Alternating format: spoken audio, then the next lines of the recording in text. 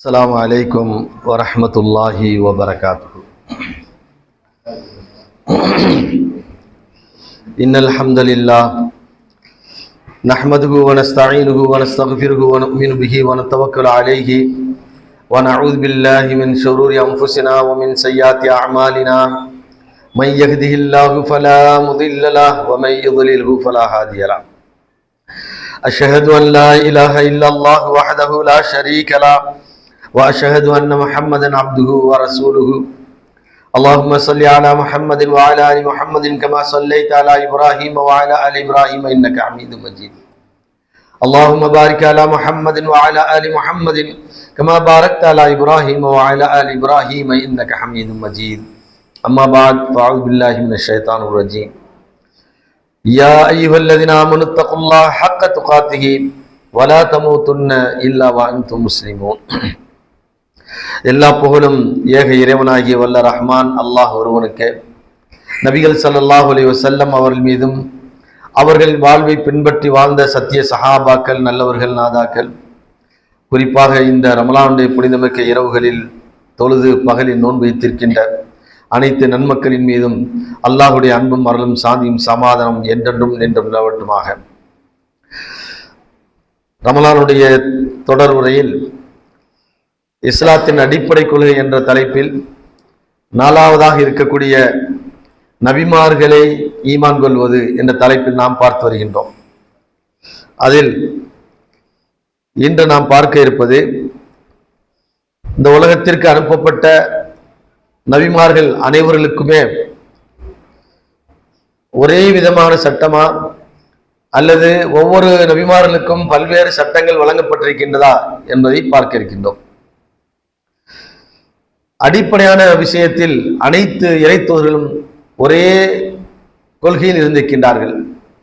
அது என்ன கொள்கை என்று சொன்னால், அதை அல்லாஹ் குர்ஆனிலே பதிவு செய்யும் பொழுது, அனிஅபுதுல்லாஹ வஜ்தனிபு தாகூத், அல்லாஹுவை நீங்கள் வணங்க வேண்டும், அல்லாஹ் அல்லாதவைகளை, அது எதுவாக இருந்தாலும் சரி, அது கற்களாக இருக்கலாம், சிலைகளாக இருக்கலாம், அல்லது மட்டைகளாக இருக்கலாம், அல்லது மரங்களாக இருக்கலாம், புழு பூச்சிகளாக கூட என்ன செய்யலாம் இருக்கலாம்.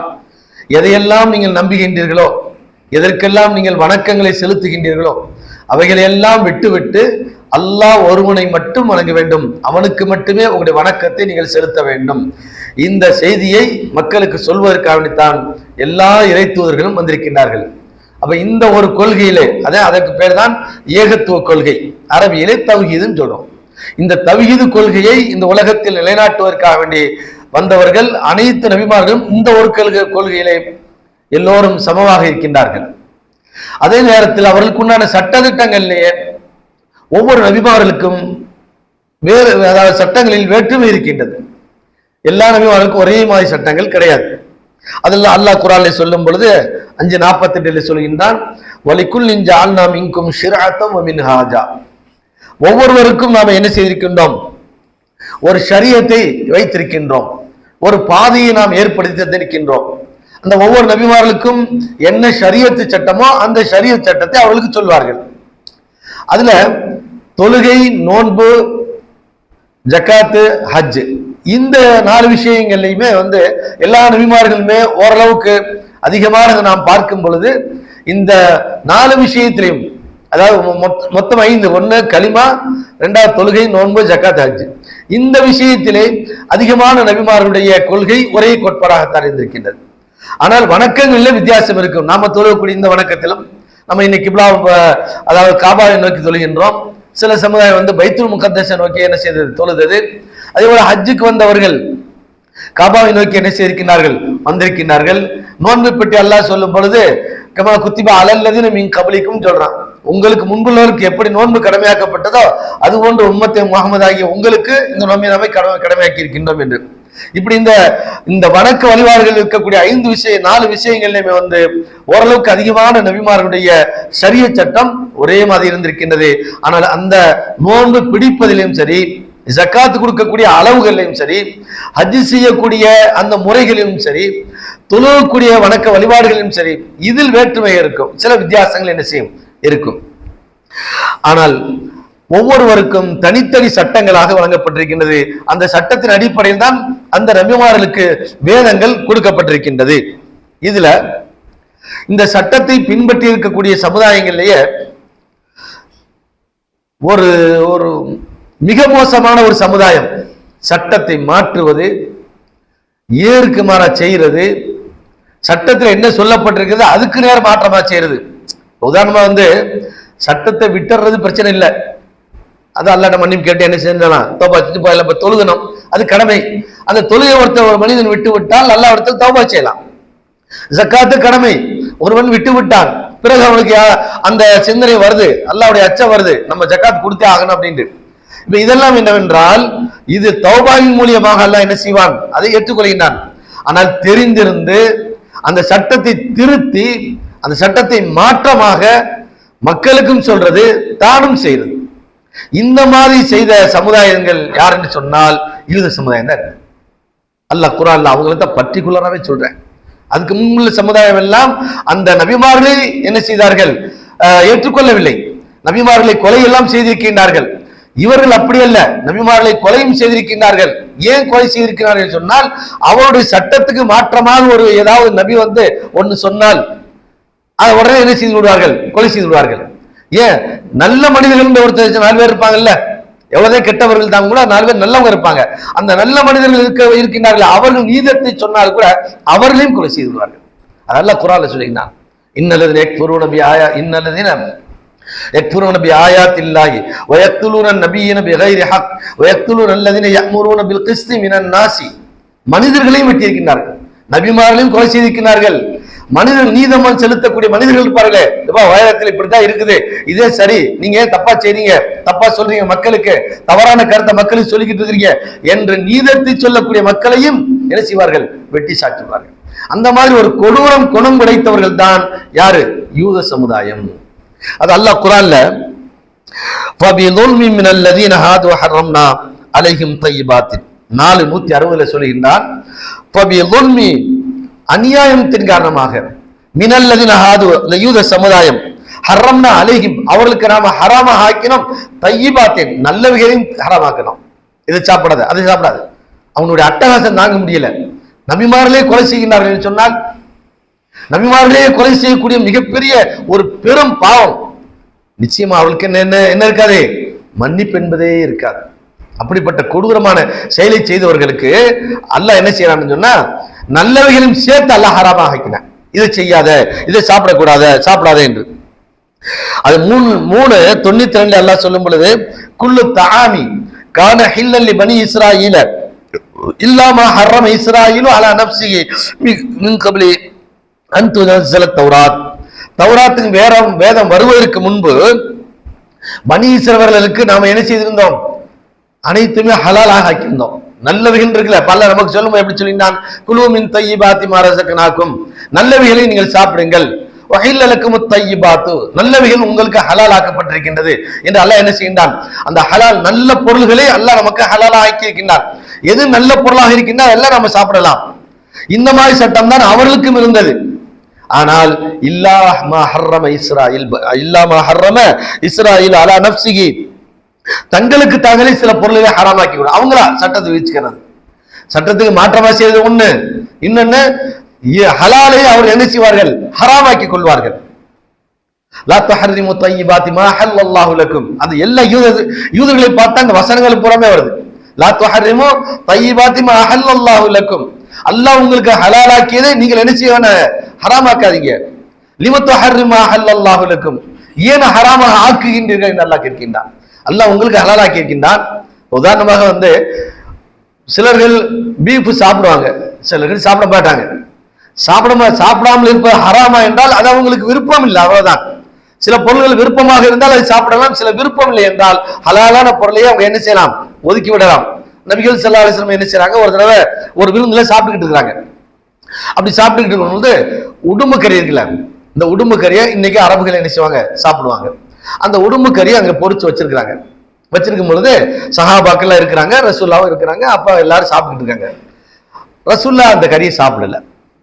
அப்ப அப்பாஸ் அவங்க உட்கார்ந்து இருக்கிறாங்க. அப்பாஸ் கேட்டாங்க, அப்பாஸ் ரசூல்லாட்ட கேட்கிறாங்க, அல்லாஹ்வுடைய தூதரே அல்ஹாதா ஹராமுன், இந்த உடும்பு கறி ஹராமா அப்படின்னு கேட்டாங்க. இல்ல இல்ல ஹலாம் ஹராம் இல்லை, நீங்க சாப்பிடுங்க அப்படின்ட்டாங்க. அப்ப என்ன அர்த்தம்? சில பொருள்களை சாப்பிடாமல் இருக்கலாம், அது வேறு விஷயம். ஆனால் அதை ஹராமாக ஆக்கிக் கொள்வது, ஹலாலான பொருளை ஹராமாக ஆக்கிக் கொள்வது. அது மாதிரி பெண் ஒட்டகம், இந்த யூதர்கள்ட்ட என்னன்னா தொடர்ச்சியா பெண் குழந்தை பெற்றிருக்கக்கூடிய ஒட்டகம் இருக்குல்ல, அதை ஹராமாக்கிடுவாங்க. அந்த ஒட்டக கறியும் சாப்பிட மாட்டாங்க, அதனுடைய பாலையும் அருந்த மாட்டார்கள், அதை நேர்ந்து விட்டுருவாங்க. இந்த கோயிலுக்கு நேர்ந்து விடுற மாதிரி அவங்க என்ன செய்வாங்க, அல்லாஹ்வுக்கு நேர்ந்து விட்டுறது, அதை சாப்பிட்றது இல்லை, அதை அறுத்து சாப்பிட்டா ஹராம்ன்றது. இந்த மாதிரி நிறைய ஹலாலானவைகள் எல்லாம் அவர்கள் ஹராமாக ஆக்கினார்கள். அதே போல அவருடைய செயல்பாடுகள் எல்லாம் சட்டத்துக்கு மாற்றமாக இருந்ததன் காரணமாக அல்லாஹ் என்ன செய்தார் என்று சொன்னால் ஹலாலானவை எல்லாம் சேர்த்து ஹராமாக்கிறார். இதை சாப்பிடாத, அதை சாப்பிடாது. 664 அதெல்லாம் அல்லாஹ் இதை சொல்லும் பொழுது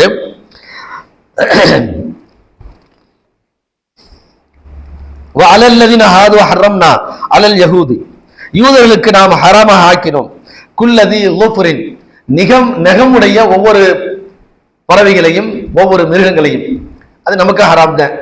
கீறி கிழித்து தின்னக்கூடிய மிருகங்கள், பறவைகள், இது நம்ம சாப்பிடக்கூடாது. அவங்களுக்கு அந்த ஹராமாக ஆக்கியிருந்தான். சிங்கம், கரடி, புலி, அதே போல கழுகு, இது போன்ற அதை கீறி கிழித்து திங்கக்கூடிய பறவை இனமாக இருந்தாலும் சரி, அல்லது மிருக இனமாக இருந்தாலும் சரி, இவைகள் எல்லாம் ஹராமாக நாம் ஆக்கியிருந்தோம். அடுத்து வமினல் பக்கரி வல் கனமி, மாட்டையும் ஆட்டையும் அவளுக்கு ஹராமாக ஆக்கினோம். எதை சாப்பிடக்கூடாது என்று சொன்னால் ஹர்ரம அலைஹிம் ஷுஹூமஹுமா, அதனுடைய கொழுப்பை சாப்பிடாகிட்டாங்க. பொதுவாக அந்த அரபு பகுதியில் இருக்கக்கூடிய ஆடு இருக்கு பார்த்தீங்களா, அந்த ஆட்டுடைய கொழுப்பு விரும்பி சாப்பிடுவாங்க அரபு மக்கள். அல்லாஹ் சொன்ன இந்த கொழுப்பு சாப்பிடாகிட்டேன். அது ஒட்டக பாலையும் ஒட்டக கறியும் சாப்பிட மாட்டேன்னு அவங்க சொன்னானுங்க. அல்லாஹ் என்ன சொல்லிட்டேன், நீ ஆட்டு கறியை மட்டும் சாப்பிடணும், அது ஆட்டுக்கறியில இருக்கக்கூடிய கொழுப்பு இருக்குல்ல, அந்த கொழுப்பை சாப்பிடாதுட்ட. அதே நேரத்துல ரொம்பவும் சிரமப்படுத்த கூடாதுங்கிறதுக்காக வேண்டி என்ன செஞ்சேன், இல்லாம ஹமலத் லுஹூருஹுமா அபில் ஹவாயா அவ் மக்தலத் பி அல்மின், அந்த எலும்போடு சேர்ந்து ஒட்டிக்கிட்டு இருக்குல்ல, அந்த கொழுப்பை என்ன சாப்பிட்டுக்க. அதே போல குடல் இருக்குல்ல, ஆட்டுக்குடல், மாட்டுக்குடல், அந்த குடலோட சில மணிக்குடல்னு சொல்லுவோம்ல, அந்த இது கொழுப்பு இருக்கும், அந்த கொழுப்பை நீங்க சாப்பிட்டுக்கங்க. ஆனா கொழுப்பை தனியா நீங்க என்ன செய்யக்கூடாது, சாப்பிடக்கூடாது, அது உங்களுக்கு ஹராம்ட்டேன். வேணா நமக்கு அப்படியெல்லாம் இல்லை. இப்ப ஆடு எடுத்தோம்னா அந்த ஆட்டுக்கறியை எல்லாம் என்ன செய்யலாம், ரத்தத்தை தவிர மற்ற அனைத்தையும் சாப்பிடலாம். இன்னும் சிலருக்கு சொல்லுவாங்க, அந்த ஆட்டுடைய விதரை சாப்பிடலாமான்னு கேட்பாங்க. அதெல்லாம் சாப்பிடலாம், தாராளம் சாப்பிடலாம், அது என்னல்ல ஹராமெல்லாம் கிடையாது, ரத்தம் நமக்கு ஹராம், அவ்வளவுதான். அப்ப இந்த மாதிரி ஹலாலாவை நிகழ்வு எல்லாம் அவர்கள் என்ன செய்தார்கள், ஹராமாக ஆக்கியதன் காரணமாக அல்லாஹ் என்ன செய்தார் என்றால் ஹலாலானவன் சேர்த்து ஹராமாக்கிட்டான். இதை நீ சாப்பிடாத, இந்த கொழுப்பை சாப்பிடாத, இந்த இதை சாப்பிடாத என்று. இந்த மாதிரி சட்டங்கள் அல்லாஹ் இறக்குறதுக்கு பின்னாடி அவங்க என்ன செய்வாங்கடா, இதுல என்ன மாற்றம் செய்யணும். அல்லாஹ் இதை கொழுப்பை சாப்பிடக்கூடாதுன்னு சொல்லிட்டேன், நம்ம கொழுப்பை விரும்பி சாப்பிடுவோம், கொழுப்பை விரும்பி சாப்பிடுவோம். அல்லாஹ் இப்படி சொல்லிட்டானே, இது என்ன செய்யலாம் அப்படின்னு இதுக்கு என்னன்னா ஹீலா மசாலான்னு சொல்லுவாங்க. நம்ம இதுல இருக்குது ஹீலா மசாலான்னு ஒரு கிதாபை எழுதி வச்சிருக்காங்க. சட்டத்தை என்ன செய்யறது, ஒரு சில ஐடியா பண்ணி அதை ஹலாலாக்குறது. இப்ப நம்ம இன்சூரன்ஸ் இருக்குது, இன்சூரன்ஸ் ஹராம்ன்றோம், ஏன்டா அதில் வட்டி சேர்ந்துருப்பாங்க, இது எப்படி ஹலாலாக ஆக்கலாம், இல்லை அது அப்படி இருக்குதுங்க, இது இப்படி இருக்குதுங்க, வட்டி ஹராம் தான், ஆனால் லோன் தர்றேன், என்ன செய்யறது, வாங்கித்தான் ஆகணும், ஏதாவது ஒரு காரணங்களை சொல்லி அந்த ஹராமே நம்ம என்ன செய்யறோம், ஹலாலாக்க நினைக்கிறோம்ல, அது மாதிரி இவங்க என்ன செய்வாங்களாம், ஹலாலான பொருளை ஹராமான பொருள்களை அதை ஹலாலாக்கி சாப்பிடணும். அதாவது அல்லாஹ் எதை ஹராமாக ஆக்கினானோ அதை ஹலால் ஆக்கிடுவானுங்க, அல்லாஹ் எதை ஹராமாக ஆக்கினானோ அதை ஹலாலாக ஆக்கிறதுக்கு வழிகளை தேடுது. இப்படி ஏற்கு மாறானதுகளை அவர்கள் செய்வார்கள். அதுல ஒரு சம்பவம் வருது, புகாரில் வரக்கூடிய 2223வது செய்தி. ஜாபீர் இப்னு அப்துல்லா ரலியல்லாஹு தஆலா அவர்கள் அறிவிக்கின்றார்கள், சமிஅத் ரசூலுல்லாஹி ஸல்லல்லாஹு அலைஹி வஸல்லம், ரசூல் ஸல்லல்லாஹு அலைஹி வஸல்லம் அவர்கள் நான் கேட்டேன், யக்கூல் கூறினார்கள், ஆமல் ஃபத்தவுடைய அந்த ஃபத்தவுடைய மக்கா ஃபத்தஹ் வெற்றி அடைஞ்சில அந்த நேரத்துல ஒரு சட்டத்தை சொல்றாங்க ரசூலுல்லாஹ். என்ன சட்டம் சொல்றாங்கடா, அதாவது ஹர்ரிம பைஉல் ஹம்ரி, மதுவை விற்பது ஹராம் அப்படிங்கிற சட்டத்தை சொல்றாங்க. முன்னாடியே வந்துருச்சு, மதுவை குடிக்கிற ஹராம் வந்துருச்சு, இன்னமல் ஹம்ரு வல் மைஸிர் வல் அன்சாப் வல் அஸ்லாம் ரிஜ்ஸும் மின் அமலி ஷைத்தான் ஃபஜ்தனிபுஹுன்னு வந்துச்சு. இதெல்லாம் உங்களுக்கு ஹராமு, இதை நீங்க என்ன செய்யுங்க, தவிர்த்து கொள்ளுங்கன்னு வந்துச்சு. சரி, இது விற்கலாமா வாங்கலாமா அப்படி ஒரு சட்டம் இருக்குல்ல, அது குடிக்கிறதானே ஹராமு, இப்ப விற்கிற ஹராமா இல்லையா அப்படின்னு வரும்போது இது இடையில அது தடுக்கப்படலை. ஆனால் மக்கா வெற்றி அடையும் பொழுது அல்லாஹ்வுடைய தூதர் ஒரு சட்டம் சொன்னாங்க, இந்த மாதிரி பைஉல் ஹம்ரு, மதுவை விற்பது ஹராம் அப்படின்ட்டாங்க. அதுக்கடுத்து ஒல் மைத்தத்து, ஒரு செத்து போன ஆடு, ஆட்டுக்கறி உயிரா இருக்கும்போது நம்ம அரைச்சு சாப்பிட்றோம், அதே ஆடு செத்து போச்சு, இது ஏற்கனவே அல்லாஹ் சொல்லிட்டான் ஹுரிமத் அலைக்கும் மைத்தத்து வத்தமுன்னு சொல்றேன். மையத்து உங்களுக்கு ஹராம், ஆடு மாடு செத்து போச்சுன்னா தானா செத்தா நீங்க என்ன செய்யுங்க, சாப்பிடாதீங்க அப்படின்ட்டு. அதை என்ன செய்யலாம், விற்கலாமா வாங்கலாமா? இப்ப நம்மள்ட்ட ஒரு ஆடு இருக்குது, திடீர்னு செத்து போச்சு, அப்ப அந்த ஆட்டை என்ன செய்யறது, நமக்குதே இது ஹராமு, இந்த அதுக்குன்னு ஆள் இருப்பாங்கல்ல, அங்க கொண்டு போய் கொடுத்து என்ன செய்யறது, 10,000 ரூபாய்க்கு போறத ஒரு 2,000 ரூபாய்க்கு வாங்கிக்கிறது. அவன் என்ன செய்யறது, அது அறுக்கிற விற்கிறது நம்மளா தெரிப்பேன், அவன் என்ன செய்ய, அறுத்து போட்டு கொடுத்துருவேன். இப்ப இந்த மாதிரியும் செய்யலாமா அப்படின்னா அல்லாஹ்வுடைய தூதர் சொன்னாங்க, செத்து விட்டால் அதை சாப்பிடுவது ஹராம், அதே போல அதை விற்பதும் ஹராம், பிறருக்கு யாரும் கொடுக்கவும் கூடாது. அதே போல ஹின்சீர், அந்த அல்லாஹ் சொல்லும் போது ஹின்சீருடைய இறைச்சி உங்களுக்கு ஹராம் சொன்னேன். அதுக்கடுத்து அல்லாஹ்வுடைய தூதர் சொன்னாங்க, அதை விற்பதும் ஹராம் தான். அதற்கடுத்து வல் அஸ்னாம், சிலைகளை விற்பதும் ஹராம். சிலைகளை வணங்கக்கூடாது, ஆனா அதை செஞ்சு விற்கலாமா? ஹதீஸ்ல தெளிவா வருது. புகார்ல வரக்கூடிய இந்த செய்தி 2223வது செய்தி. ஏனென்றால் இன்னைக்கு சில சந்தேகங்கள் இருக்குது.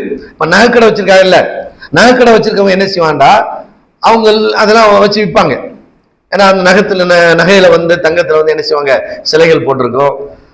அந்த மாதிரி சட்டங்கள்லாம் கேட்டிருக்கிறாங்க, இதெல்லாம் கூடுமா கூடாதா அப்படின்னு. அல்லாஹ்வுடைய தூதர் சொல்லிட்டாங்க, வல் அஸ்னாம், சிலைகளை விற்பதும் கூடாது. இப்ப என்ன செய்யக்கூடாது, அதை விற்கிறது, நகைக்கடை வச்சிருந்தாலும் சரி, வெள்ளிக்கடை வச்சிருந்தாலும் சரி, எது வைத்திருந்தாலும் இந்த 4 பொருளையும் அதாவது பயன்படுத்துவது ஹராம், அதை போன்று அதை விற்பதும் ஹராம் அப்படிங்கிற சட்டத்தை சொல்றாங்க.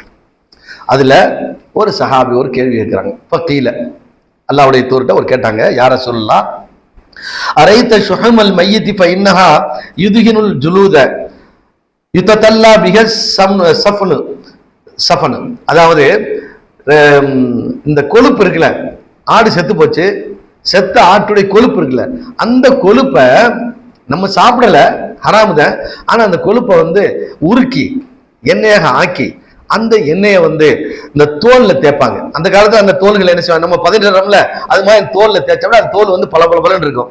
அதே போல கப்பல் இருக்குல்ல, அந்த கப்பலுக்கு என்ன செய்வாங்க, அதை அந்த கொழுப்பை உருக்கி அதை வந்து அடைப்பாங்க. அந்த கப்பலுக்கு வந்து ஓட்டையா இருந்துச்சுன்னா அதை வந்து அடைச்சு விட்டோம்னா அப்படி ஸ்ட்ராங்கா என்ன செய்யும், பிடிச்சிக்கிறோம். இப்ப இதெல்லாம் நாங்க பயன்படுத்துறோமே, இதெல்லாம் பயன்படுத்தலாமா என்று கேட்கின்றார்கள். அப்ப அல்லாஹ்வுடைய தூதர் சொன்னாங்க, காத்தலல்லாஹுல் யஹூத, யூதர்களை அல்லாஹ் கொலை செய்தான். கொலைன்னா என்ன, கொலை செய்யல, ஹராமாக்குன, இது சாப்பிடாது அது சாப்பிடாது அப்படின்னு. ஏன் ஹராமாக்குன தெரியுங்களா, அல்லாஹ் ஒரு சட்டத்தை சொல்லிட்டேன், சட்டம் சொன்ன பின்னாடி அதை அப்படியே ஏற்றுக்கொண்டு போக வேண்டுமே தவிர அதுல மாற்று வழியை நீங்க என்ன செய்யக்கூடாது, தேர்ந்தெடுக்க கூடாது. செத்ததையும் சாப்பிடக்கூடாதுன்னு சொல்லியாச்சா, அப்ப செத்த பொருள்கள் இருக்கக்கூடிய அது கொழுப்பு சாப்பிடலாமா, ஈரலை சாப்பிடலாமா, அல்லது அதை சாப்பிடலாமா, இதை சாப்பிடலாமா, இந்த கேள்வியெல்லாம் கேட்காதீங்க. இதே வேலையைத்தான் யார் செய்தது, யூத சமுதாயம் செய்தது. அந்த யூத சமுதாயத்தை அல்லாஹ் என்ன செய்தான், கொலை செய்தான்.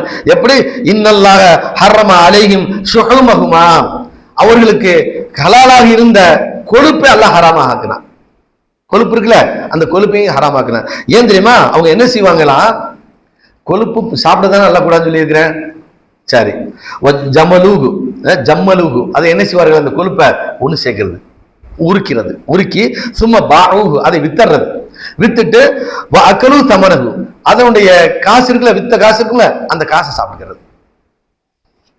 இப்ப நம்ம செய்யற மாதிரி தான், ஆடை என்ன செய்யறது, வித்துறது, வித்துட்டு அதுல வர காசை நம்ம சாப்பிட்டுக்கிறோம்ல.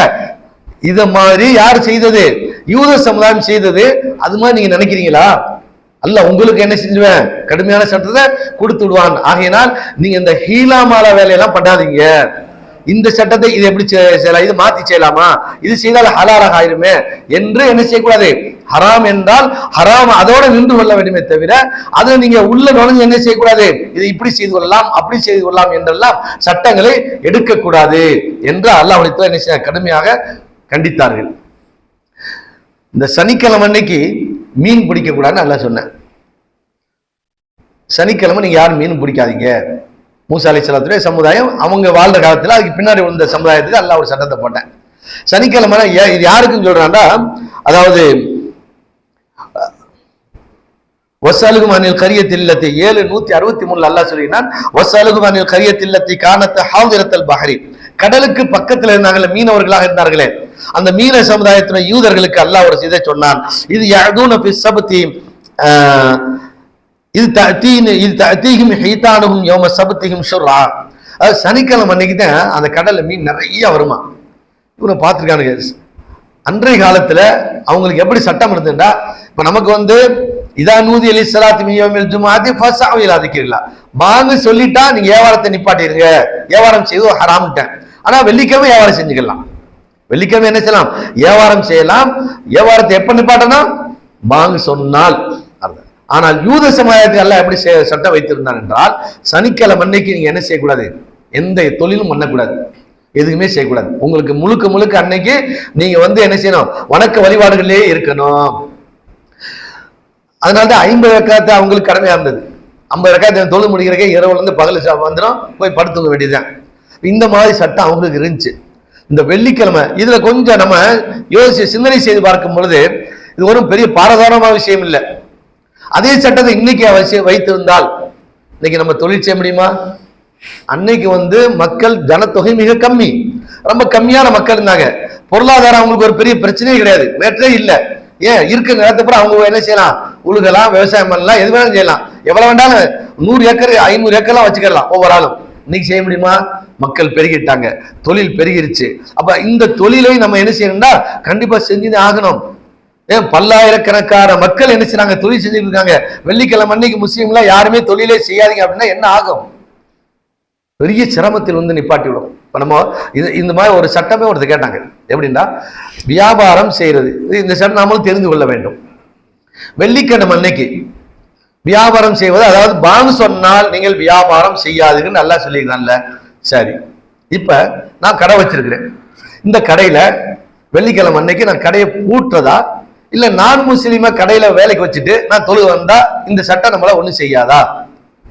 அல்லாஹ் என்ன சொல்ற? வியாபாரத்தை தருள் பை, வியாபாரத்தை விட்டு விடுன்னு சொல்லிட்டேன். நான் விட்டுட்டேன். ஆனா என் வியாபாரத்தை செய்யறது யாரு? நான் முஸ்லீம் செஞ்சுக்கிட்டு இருக்கிறாங்க. இப்ப கடையை அடைக்கணுமா இல்ல யாருமே செய்யாம அந்த கடையவே நான் முஸ்லீம்கள் கடையை தொழில் செய்தால் அது கூடுமா அப்படின்னு சொல்றாங்க. அப்ப சிலர்கள் என்ன செய்யறாங்க? கூடாது அப்படின்ட்டாங்க. அல்லாஹ் என்ன சொல்றேன்? ஒதருள் பையன்னு சொல்றேன், வியாபாரத்தை விட்டு விடுங்கிறேன். இதா நூதி அலி ஸலாத்தி மின் யௌமில் ஜும்ஆத்தி ஃபஸ்அவு இலா திக்ரில்லாஹி வதருல் பைஉ ஸாலிக கைருல் லக்கும் இன் குன்தும் தஅலமூன். அப்ப இது இன்னைக்கு இப்ப வியாபாரத்தை நம்ம விட்டோன்னு வைங்க, என்ன ஆகும்? ஒரு உதாரணத்துக்கு இன்னைக்கு எனக்கு ஒரு மளிகை கடை இருக்குது. ஒரு மளிகை கடை இருக்குது, நான் பூட்டிக்கிட்டு வரலாம். எனக்கு ஒரு 4 ஃபேக்டரி இருக்குன்னு வைங்க. 4 ஃபேக்டரிலையும் ஒவ்வொரு ஃபேக்டரியும் கிட்டத்தட்ட ஒரு 10,000 பேர் வேலை பார்க்குறாங்க. இது வெளிநாட்டுல இருக்குது. இஸ்லாமிய சமுதாயம் என்ன செஞ்சிருக்கு? பெரிய பெரிய ஃபேக்டரியில வச்சிருக்காங்க, அரபு நாட்டில வச்சிருக்காங்க. அவங்க 4 ஃபேக்டரி இருக்கும். 4 ஃபேக்டரியுமே வெள்ளிக்கிழமை அடைச்சு போட்டு வரட்டுமா? தேவையில்லை. ஒண்ணுமில்ல. ஒரு துபாயில ஒருத்தருக்கு 1000 கார் ஓடிக்கிட்டு இருக்கு, லிமோசன் கார் ஓடிக்கிட்டு இருக்கு, வாடகை காரு.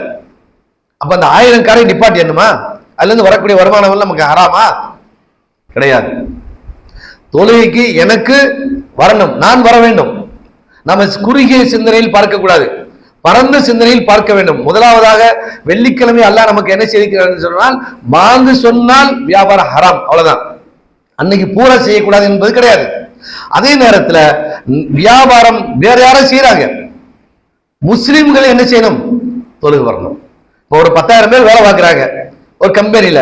இந்த 10,000 பேர்த்தையுமே நிப்பாட்டி போட்டு அந்த கம்பெனி இழுத்து அடைச்சிட்டு எல்லோருமே தொழுகைக்கு வரணும், நான் முஸ்லிம் தொழுகாம இருக்கணுமா என்றால் அந்த மாதிரி இருக்க வேண்டிய அவசியம் இல்லை.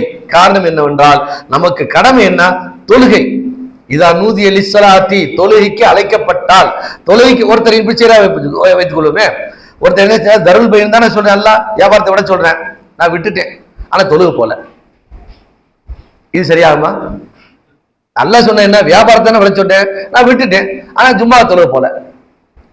தொழுகை போக வந்தால் வியாபாரம் செஞ்சா என்ன, செய்யாட்டி என்ன, எல்லாமே ஒண்ணுதான். அப்ப நோக்கம் என்னவென்றால் அந்த சமுதாயத்துக்கு சனிக்கிழமை ஃபுல்லா நீங்க இபாதத்திலே இருக்கணும், நீங்க என்ன செய்யக்கூடாது, வேற எந்த மீன் பிடிக்கவோ அங்கவோ எதுவும் போகக்கூடாது என்று அல்லாஹ் அவர்களுக்கு அந்த சனிக்கிழமை பூராமை இபாதத்துக்கு வைத்திருந்தான். ஆனா நமக்கு அல்லாஹ் அப்படி வைக்கவில்லை. தொழுகைக்காக அல்லாஹ் என்ன செய்தான், அதனால தொழுகைங்க வார்த்தையை சேர்த்து சொன்னேன். தொழுகைக்கு அழைக்கப்பட்டால் நீங்க வியாபாரத்தை விட்டுங்க, அப்ப நீங்க விட்டுட்டு வந்துடலாம். ஆனால் உங்களுடைய தொழிலவே முடக்கணுமா என்றால் தேவையில்லை.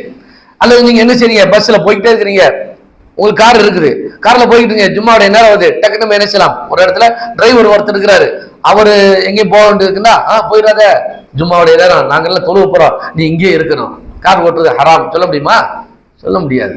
இது சில பேர்கள் தவறாக நம்ம சட்டத்தை எடுத்து என்ன செய்யறாங்க, குறுகிய வட்டத்தில் சிந்திக்கின்றார்கள். இன்னைக்கு அரபு நாட்டு இதுக்கெல்லாம் நம்ம பார்த்தோம்னா ஒவ்வொரு ஓனர்களுக்கும் 4 கம்பெனி 5 கம்பெனி இருக்கும். அந்த கம்பெனிகள் கிட்டத்தட்ட 10,000 பேருக்கு மேல 20,000 பேர் வேலை செய்வார்கள். நான் முஸ்லீம் இருப்பாங்க, முஸ்லீம் இருப்பாங்க. இன்னும் சில ஃபேக்டரிகள்ல வந்து சில மெட்டீரியல் இருக்குது. அந்த மெட்டீரியல் எப்படின்னு சொன்னா, அந்த பிளாஸ்டிக் பார்த்தீங்களா, அதை வந்து ஆஃப் பண்ணவே முடியாது. ஆஃப் பண்ணா மீண்டும் அதை வந்து இயக்குவதாக இருந்தால் கிட்டத்தட்ட 3 மணி நேரம் 4 மணி நேரம் ஆகும் அந்த மிஷினை சரி செய்து மீண்டும் அந்த மெட்டீரியல் வருவதற்கு. அப்ப அந்த மெட்டீரியல் பூரா வீணாகும். அதனால என்ன செய்வாங்க, நான் முஸ்லீம் அதில் போட்டுருவாங்க. இப்போ நம்மளாம் வேலை பார்த்துருக்கிறோம். அப்போ என்ன செய்வாங்க, நான் முஸ்லீம் அந்த மிஷினில் போட்டுட்டு ஜும்மாவுக்கு தொழுக போயிடுவாங்க. ஏன் மிஷினை நிப்பாட்டினால் 4 மணி நேரம் 5 மணி நேரம் திருப்பி அதே ப்ரொடக்ஷன் எடுக்க முடியாது. இவ்வளவுலாம் பிரச்சனை இருப்பதனால தொழுகைக்கு தான் போகுவது சட்டமாக இருக்கின்றே தவிர வியாபாரத்தை விடுவது மட்டும் நோக்கம் அல்ல. வியாபாரத்தை விட்டு விட்டு தொழுகைக்கு வர வேண்டும், அவ்வளவுதான். நம்முடைய தொழிலை இன்னொருத்தர் தொடர்ந்தால் அதுல என்ன இல்லை, குற்றம் இல்லை அப்படிங்கிற சட்டத்தை நம்ம விலகிக் கொள்ள வேண்டும். அடுத்து இவங்க என்ன இந்த மாதிரி செய்ததுனால இந்த சனிக்கிழமை என்ன செஞ்சாங்கன்னா, இவன் ஒரு ஹீலா மசாலா தருவனாலே சரி, ஏன்னா இவங்க கொழுப்பை வந்து சாப்பிட தானே கூடாது, வித்து அந்த காசை எடுத்துக்கலாம்னு செய்தார்களவா, அதுபோல இவங்க என்ன செய்தார்களாம், மீன் நைட்ல போய் வலைய போட்டு வந்துடுறது. சனிக்கிழமைண்டா இப்ப வெள்ளிக்கிழமை முடிஞ்சு அன்னைக்கு சனிக்கிழமை நைட் இருக்குல்ல, அந்த நைட்டு போய் என்ன செய்யறது, வலைய போட்டு வந்துடுறது. வந்துட்டு சனிக்கிழமை போக மாட்டாங்க, எல்லாம் போயிட்டு மறுநாள் அந்த ஞாயிற்றுக்கிழமை அந்த நைட்டு போய் என்ன செய்யறது, எடுத்துட்டு வந்து காலையில மார்க்கெட்டுக்கு வந்துடுறது. இன்னைக்கு சனிக்கிழமை மீனவர்கள் என்ன செய்ய மாட்டாங்க, மீன் பிடிக்க போக மாட்டாங்க. இந்த மாதிரி செய்தார்கள். அதுல சிலருக்கு சொன்னாங்க, சனிக்கிழமை வந்து நமக்கு எந்த தொழிலுமே செய்யக்கூடாது எல்லாம் சொல்லியிருக்கிறேன். நீங்க என்ன செய்றீங்க, இப்படி ஒரு சட்டத்தை தவறா பயன்படுத்திக்கிட்டு இருக்கீங்க, நைட்ல போய் போட்டுக்கிறது, அதை பிடிச்சிட்டு வந்து மறுநாள் வியாபாரம் பண்றீங்க அப்படின்னு தடுத்திருக்கிறாங்க. இதையும் அவர்கள் கேட்காத காரணமாக அல்லாஹ் என்ன செய்தான், சட்டத்தை மீறுவதனால் சட்டத்தை விடுவதனால் பெரும் குற்றம் வராது, ஆனால் சட்டத்தை மீறுவதனால் மிகப்பெரிய குற்றம். அதனாலதான் நம்ம என்ன செய்யற வலியுறுத்தி சொல்வது என்னவென்றால், விதத்தை செய்யாதீங்கிறோம். தொழுகை உங்களுக்கு இருக்குதா, தொழுகை என்று எதை நபி அவர்கள் நமக்கு சொல்லி தந்தார்களோ அந்த தொழுகை தொழுங்க, இல்லாத தொழுகை நீங்களா தொழுகாதீங்க. இது சட்டத்தை மீறுவது. சட்டத்தை மீறுவதனால்தான் நாளைக்கு மறுமையில அல்லாஹ் ரசூலுடைய ஷஃபாத் இல்லாம போகுது, ஹவுலுல் கௌசருடைய தண்ணி இல்லாம போகுது. பராத்ராவில் நாங்க தொழுகிறதுக்கு அல்லாஹ் தண்டனையா கொடுப்பான். ஏன், சட்டத்தை மீறுறது. சட்டத்தை மீறுவதுதான் அல்லாஹ்வுக்கு என்ன செய்யாது, பிடிக்காது. சட்டத்தை ஒரு மனிதன் விட்டு விட்டால் கூட, தொழுகாம இருந்தா கூட, ஒருத்தர் வந்து தாடி வைக்கல பிரச்சனை இல்லை, ஆனால் என்ன செய்யக்கூடாது, அதாவது தாடி வைப்பது ஹராம் என்று சொல்லக்கூடாது. ஒருத்தர் சுன்னத் தொழுகல தப்பு இல்லை, ஆனால் சுன்னத் தொழுவது ஹராம் என்று சொன்னால் சட்டத்தை மீறுவது. ஆகையினால் இந்த மாதிரி சட்டத்தை மீறினால் அல்லாஹ் கடுமையான தண்டிப்பான் என்பதனை அவங்களுடைய வரலாறு சொல்கின்றது. என்ன, வலக்கத் அலிம்தும் அல்லதீன அஅதது மின்கும் ஃபிஸ் ஸப்தி ஃபகுல்னா லஹும் கூனு கிரதத்தன் ஹாஸீன். அல்லாஹ் சொல்றார், நீங்க என்ன செய்யுங்கள், இந்த மாதிரியான தவறான முறையில நீங்களாக ஒரு ஐடியா பண்ணி இப்படி செய்கின்றீர்கள், எனவே நீங்கள் சட்டத்தை மீறியதன் காரணமாக உங்களை நாம் என்ன செய்தோம், குரங்குகளாக மாற்றிவிட்டோம். மிகப்பெரிய தண்டனை உலகத்துல அல்லாஹ் அழிச்சிருக்கிறேன். ஒரு சமுதாயத்தை என்ன செய்திருக்கிறான், அழித்திருக்கின்றான், மண்ணை போட்டு பிரட்டி எடுத்திருக்கின்றான், நெருப்பு மலை மேலிருந்து பொழிய வைத்து அதோடு அந்த சமுதாயத்தை முடித்திருக்கின்றான். ஆனால் இவர்கள் கண்கொண்டு பார்க்கும் பொழுது அவருடைய மனைவி இருக்கும், அவருடைய பிள்ளைகள் இருப்பார்கள், அவருடைய உறவுகள் எல்லாம் இருப்பார்கள். ஆனால் இவர்கள் இந்த தொழிலை செய்ததன் காரணமாக அவர்களுக்கு பற்றி எப்படி வந்தாங்க, மறாவது நாள் அடுத்த நாள் காலையில் வரும் பொழுது குரங்குகளாக வருகின்றார்கள். தம் மனைவி பார்க்கவும் தம் பிள்ளை பார்க்கவும் எவ்வளவு, இது ஒரு கொடூரமான சட்டம். நீண்ட காலம் அவர்கள் என்ன செய்யல, வாழல, கொஞ்சம் 1 நாள் 2 நாள் வாழ்ந்திருக்கிறாங்க. அதுக்கடுத்து அல்லாஹ் என்ன செஞ்சாத அந்த குரங்குகள் எல்லாம் அழித்து விட்டான். ஆகையினால் சட்டத்தை ஏன் நாம் மீறக்கூடாது, சட்டத்துக்கு மாற்றமாக செய்வது என்பது வேறு விஷயம், ஆனால் அதை மீறுவது என்பது அல்லாஹ்வுக்கு பிடிக்காத ஒன்று. அதனால அல்லாஹ் குர்ஆன்ல பல இடங்களில் சொல்லும் பொழுதெல்லாம் ஃபலா தஅதது, மீறாதீர்கள், தில்க ஹுதூதுல்லாஹி, இது அல்லாஹ்வுடைய சட்டம், ஃபலா தஅததுஹா, சட்டத்தை மீறாதீர்கள். சட்டத்தை என்ன செய்ய மீறாது, மீறினால் கடுமையான தண்டனை இருக்கின்றது என்பதை இந்த நபிமாருடைய வரலாறு மூலியமாக நம்ம என்ன செய்யணும், தெரிந்து கொள்கின்றோம். ஆகையினால் இந்த பாடத்திலிருந்து நாம் என்ன தெரிந்து கொள்கின்றோம் என்றால், அனைத்து நபிமார்களுக்கு ஒவ்வொருவருக்கும் ஒரு சட்டங்கள் இருந்தது. அந்த சட்டங்களை மீறாமல் நடக்க வரைக்கும் அல்லாஹ்வுடைய மன்னிப்பு நமக்கு கிடைத்துக் கொண்டே இருக்கும். அதை மீறும் பொழுது அல்லாஹ்வுடைய தண்டனை வர ஆரம்பித்துவிடும். ஆகையினால் கண்ணியத்திற்குரியவர்களே, அடுத்ததாக இந்த நபிமார்கள் அவருக்கு மத்தியில் ஏற்றத்தாழ்வு, அந்த நபி சிறந்தவரா இந்த நபி சிறந்தவரா அப்படிங்கிற அந்த பட்டிமன்றம் எல்லாம் இன்னைக்கு நடந்துகிட்டு இருக்குது. சில நபிமார்கள் சிறந்தவர் என்று சொல்வது, எங்க நபிதான் சிறந்தவர், முகமது நபி ஸல்லல்லாஹு அலைஹி வஸல்லம் அவங்க தான் மிகச் சிறந்தவர் என்றெல்லாம் பட்டிமன்றம் நடந்து கொண்டிருக்கின்றது. ஆனால் அப்படி இந்த மாதிரி நபிமார்களுக்கு பற்றி ஏற்றத்தாழ்வை காட்டலாமா, அப்படி ஒரு வித்தியாசம் காட்டலாமா என்றால் அதை பற்றி உண்டான விளக்கத்தை இன்ஷா அல்லாஹ் நாளைக்கு நாம் பார்ப்போம். எல்லாம் வல்ல அல்லாஹ் ஜல்ல ஷானுஹு தஆலா இந்த மார்க்கத்தை சரியாக விளங்கி அதன் அடிப்படையில் செயல்படக்கூடிய நன்மக்களாக ஆக்கி அருள் புரிவானாக. வாஹிர் தஅவானா அல்ஹம்துலில்லாஹ். அஸ்ஸலாமு அலைக்கும்.